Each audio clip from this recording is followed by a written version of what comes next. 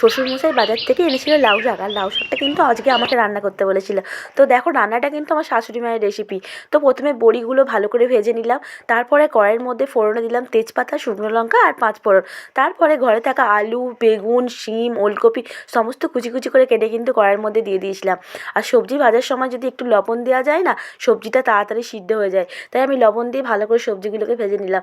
এরপরে কিন্তু একটা মশলা অ্যাড করব, যার মধ্যে ছিল জিরে, সর্ষে আর চন্দনী বাটা। তো মশলাটা দিয়ে ভালোভাবে কষিয়ে নিলাম।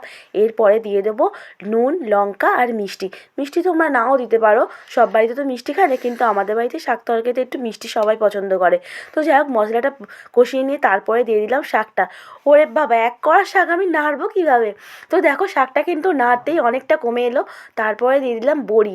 এবার কিন্তু বড়িটা দিয়ে ভালো করে নেড়ে আমি ঢাকা চাপা দিয়ে শাকটা সিদ্ধ হতে দেবো। আমি কিন্তু শাকে এক ফোঁটাও জল অ্যাড করিনি, শাকের জলেই শাকটা সিদ্ধ হয়ে গেল। আর টেস্টটা কিন্তু দারুণ হয়েছিল খেতে।